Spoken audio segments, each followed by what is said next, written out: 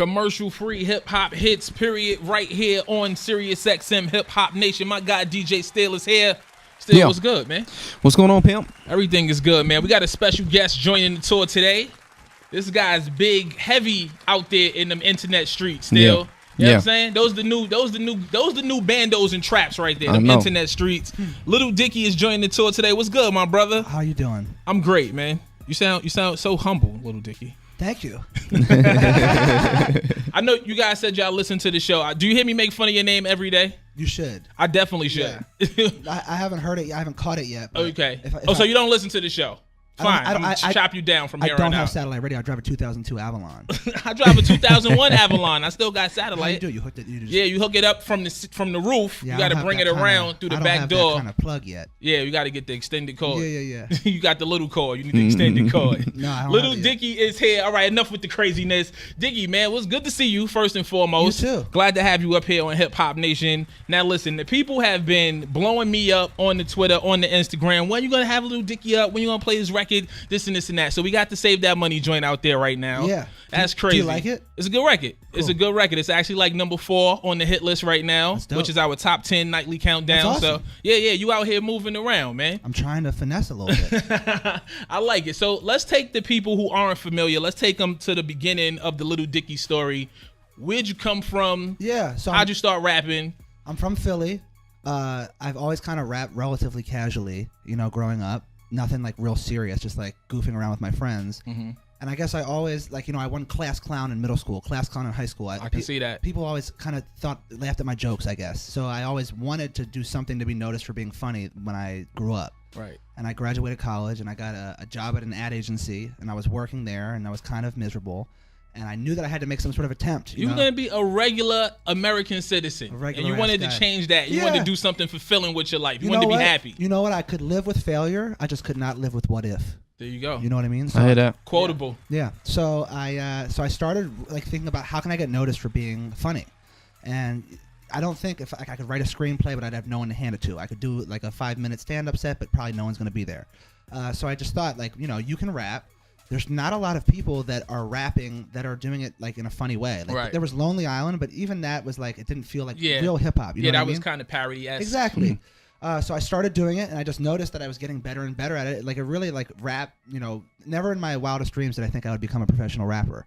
And it really works like a sport, where the more you do it, the better you get at it. And I just got better and better to the point where I was able to even begin taking myself seriously as a rapper. You know what I mean? That was dope. Certainly after I chose the name Lil Dicky.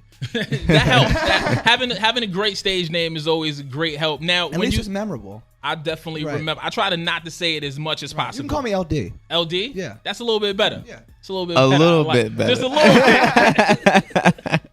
So when you decided listen, I'm going to leave my job, I'm going to start rapping, what was that journey? What was that process like for you? So I was working for a year and a half while I had my job on making the stuff. I made a mixtape, I made music videos, and I just really stacked things up to the point where I didn't just put things out when they were ready. I waited until I had a large catalog of stuff to hit people with all of a sudden. Right. So day one, I'm ready. It's been it's the biggest day of my life. I'm so excited. I'm finally putting stuff online. And the video I put online the first day gets 1 million views in the first day. Now, how did that happen, Lil Dicky? Because a lot of people, you know what I mean? Some raised eyebrows out there.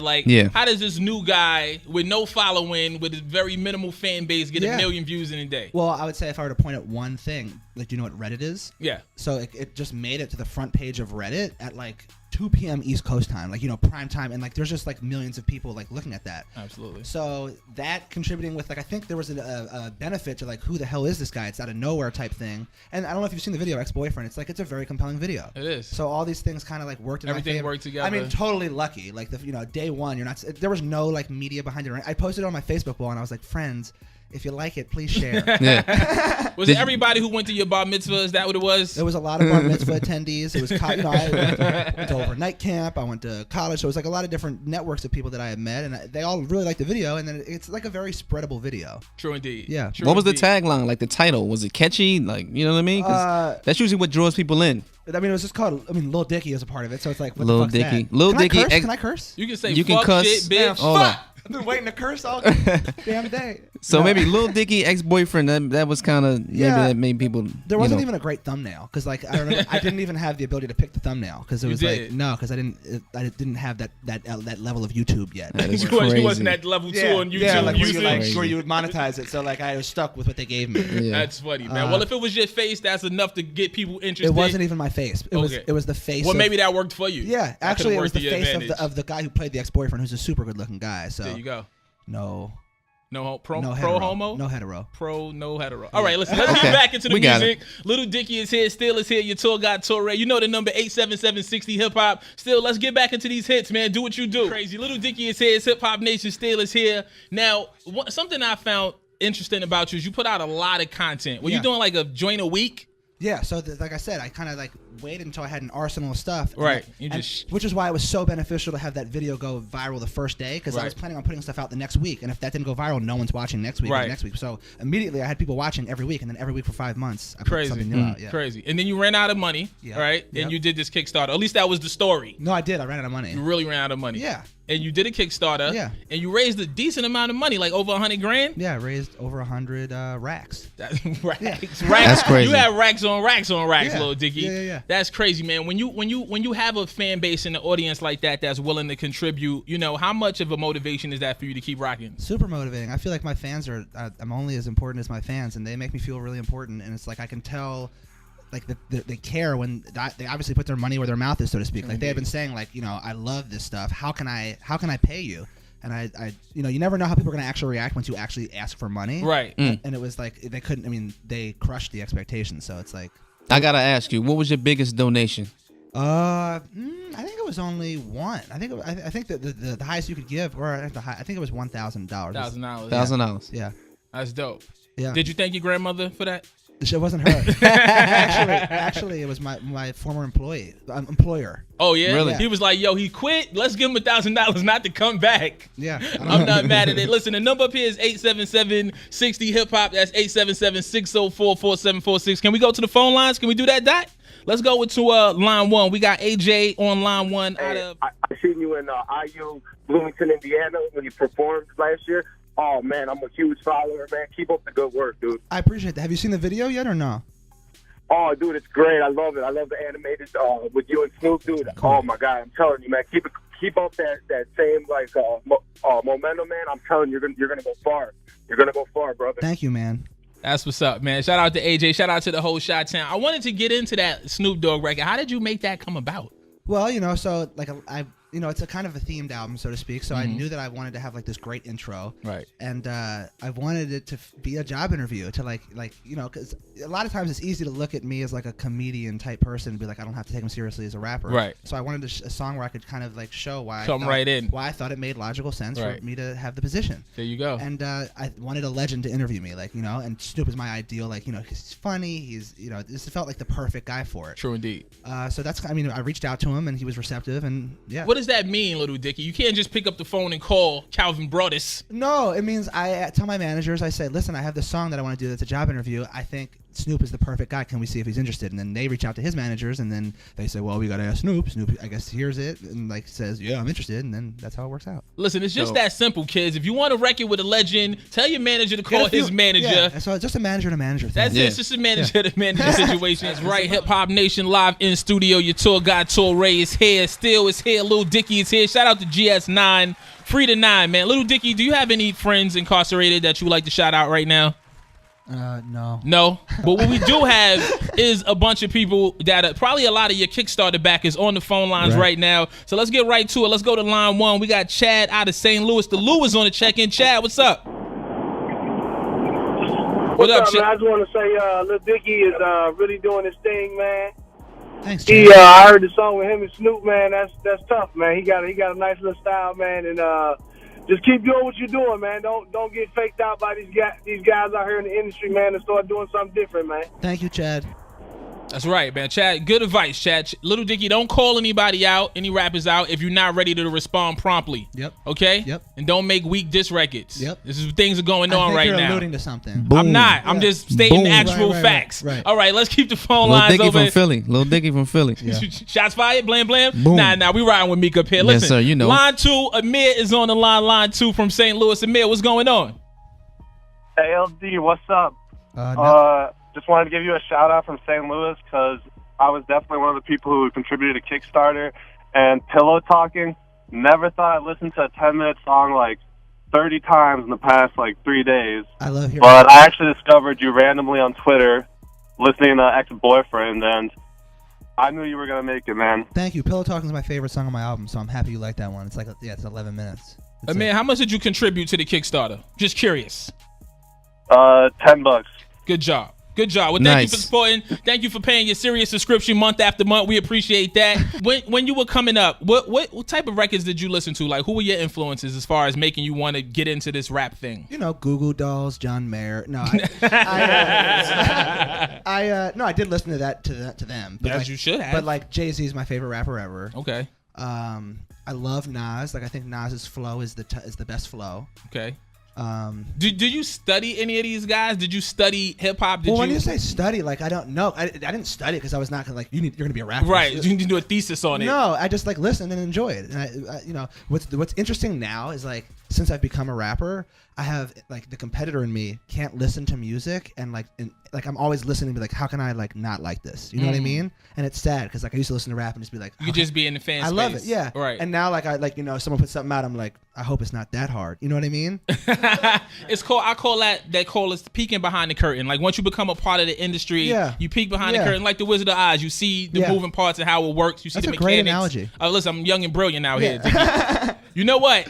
I like the fact that I don't feel like you take yourself too serious. No. And that's a big thing in hip hop. You know, it's all about the macho image and being like too cool for school. Well, that's why my rap name is Lil Dicky. It's because I wanted to encapsulate the opposite of that. Honestly, I thought it was very forthcoming of you to let the world know. I do have a certain I don't want to know. Okay, it's not about me. You know, yeah. This is Woman Crush Wednesday, but we're not going to get into that. Now, what is Lil Dicky looking forward to moving forward? Like, what's in the future? You got your project out right there. Yeah. You got backed by a bunch of people. You've been doing these shows. Yeah. So what's next? What do we do? I want to continue to grow as a rapper. Obviously, like I want my next project to be like. Yo, we need a rim shot. He said I want to continue to grow. His name is Lil Dicky. Yeah. Come on, you can't make these things up. That's true. I say the wrong thing all the time. Actually, you know what? One interesting thing is that I'm starting to work on a TV show that I'm writing, and it's kind of like I said, I got into this whole thing to be known as a comedian. Right. So like now I feel like I fell in love with rap. Don't get me wrong. Like I'll be rapping for the next decade, but I can't ignore that side of me that wants to be like on TV and like so it's like now I'm finally able to like give that some time. Well, when you're a creative, it comes out in so many different ways. Yeah. You write, you rap, whatever. Yeah. So I think a way for MCs to grow as MCs is to get on the radio and spit some of that shit. Still, how you feel about that? Hot fire. Hip Hop Nation, your tour guide Torae. Lil Dicky is here. Listen, man, we have a lot of guys who come up here with their shades on and they smell of weed and a bunch of jewelry that clanks when they bang together. I like your energy, man. I like you come through. Don't change. Don't let this bullshit music industry jade you. I won't. Continue to have fun, have a good time. Anytime you in town, you're more than welcome to come up here. I appreciate you. Bring Torae. me a pair of Gucci Jordan slides next time you come through. I only got one, so okay, cool. We'll share them. It's all right. No doubt. Let the people know where they can find you online. Yeah, so my Twitter's at Lil Dicky Tweets. My Instagram's at Lil Dicky Graham. Professional Rapper, the debut album is in stores like every major retailer, iTunes, Spotify, all that shit. Wherever you can get music, you can. He's on Tidal. I don't know that I am. I don't think I am. Jay-Z just told me that you were. Oh, shout out Hove then. It's the rock. Yeah. Woo. All right, man. Lil Dicky is here. Hip Hop Nation. We got that hit list coming up still. Do what you do, man.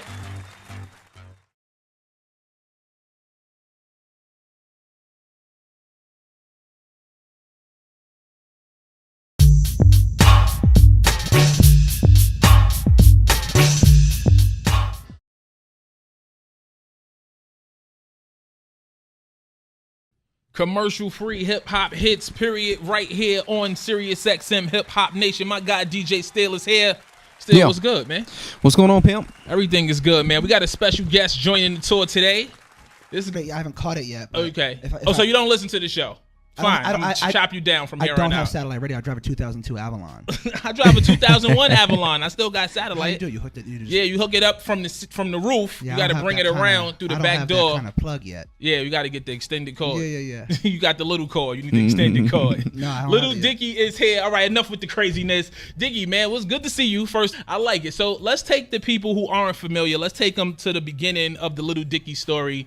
Where'd you come from? Yeah. So how'd you start rapping? I'm from Philly. I've always kind of rapped relatively casually, growing up. Nothing like real serious, just like goofing around with my friends. Mm-hmm.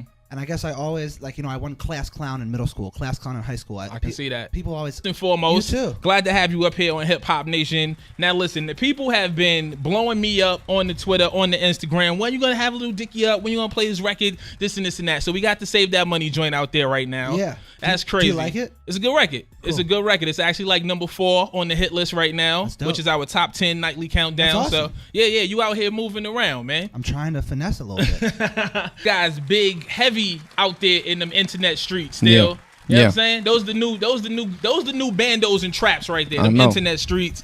Little Dicky is joining the tour today. What's good, my brother? How you doing? I'm great, man. You sound so humble, Little Dicky. Thank you.